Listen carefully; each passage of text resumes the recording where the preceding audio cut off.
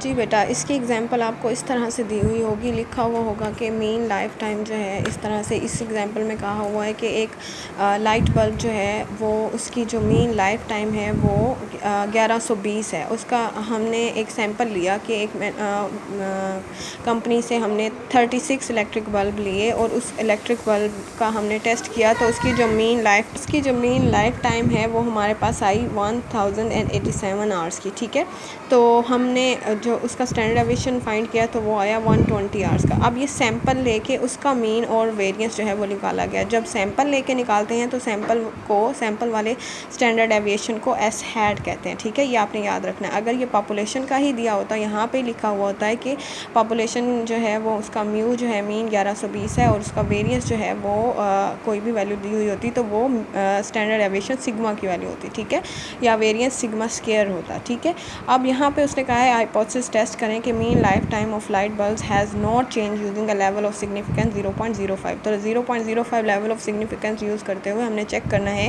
कि जो mean life time है वो चेंज नहीं हुआ। ठीक है, तो मीन लाइफ टाइम जो है हमने लिखना है कि वो इज़ इक्वल टू 1120 ही है, यानी म्यू इज़ इक्वल टू 1120 ही है, वो चेंज नहीं हुआ। तो 1120 अगर है और तो नल हाइपोथेसिस हम ये बनाएंगे, उसके अल्टरनेट में हम कहेंगे कि मीन जो है वो 1120 नहीं है, वो चेंज हो गया। ठीक है, तो एक हमने लिखा कि वो चेंज नहीं हुआ 1120 है और दूसरे में लिखा कि वो चेंज होके 1120 नहीं है। फिर लेवल ऑफ सिग्निफिकेंस हमने यूज़ किया 0.05 दिया हुआ तो हमने ये कर दिया। अब is equal to not equal to है, यानी 2 टेल टेस्ट है तो हमने 2 पे डिवाइड कर दिया और फिर उसको 1 में से माइनस किया तो हमारे पास 0.975 आ गया। ठीक हो गया।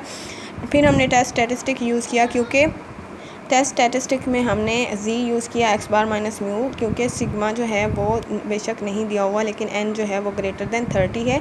तो हमने यहाँ से देखा कि जैसे मैंने आपको पहले बताया कि अगर सिग्मा जो है चाहे नॉन हो या अननोन हो और एन ग्रेटर देन 30 हो तो आप जी ही यूज़ करते हैं। तो मैंने ये जी का फार्मूला लगाया और इसमें जी के फार्मूला जो है वो x bar minus mu over sigma over n under root, ये हमने फार्मूला लगाया, फिर हमने इसको सॉल्व किया। ठीक है, इसके बाद फोर्थ स्टेप किया मैंने क्रिटिकल रीजन। जो 2 टेल टेस्ट होता है उसमें माइनस की वैल्यू आप इस साइड पे लिखते हैं और प्लस की इस साइड पे। मैंने कैलकुलेटेड वैल्यू जो है वो उसको चेक किया, तो जैसे जी के टेबल से आप देखते हैं, अब इसमें आपने इन्वर्स वाला जो टेबल है वो मैं आपको सेंड करती हूँ, उसमें आपने देखना है। वैसे मैंने आपको सेंड किए हुए हैं तीनों टेबल, फिर भी मैं आपको सेंड कर देती हूँ। उसमें आपने देखना है 1.960 जो है वो आपकी वैल्यू आ जाएगी, वो आपने माइनस की इस साइड पे प्लस की इस साइड पे लिखना है। अगर आपकी कैलकुलेटेड वैल्यू वाकई इससे छोटी है और इससे बड़ी है तो आप एच नोट को रिजेक्ट कर देंगे। ठीक है, वो हम कंक्लूजन में करेंगे। अब कैलकुलेशन की हमने x bar mu S had और उसकी वैल्यूज़ पुट की, हमारे पास आ गया -1.65। ठीक हो गया।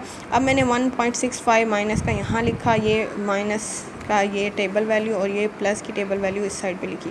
अब देखिए -1.65 इस कह रहा है कि ये छोटा है, लेस है इससे। आपको पता है कि माइनस की वैल्यू जितनी छोटी होती है उतनी ही बड़ी मानी जाती है, तो ये इससे छोटा है। क्या ये छोटा है? नहीं, ये तो बड़ा है, क्योंकि ये माइनस का है और छोटा है, तो ये माइनस की जितनी वैल्यू छोटी होगी उतनी बड़ी मानी जाएगी, तो ये इससे छोटा नहीं है, बड़ा है।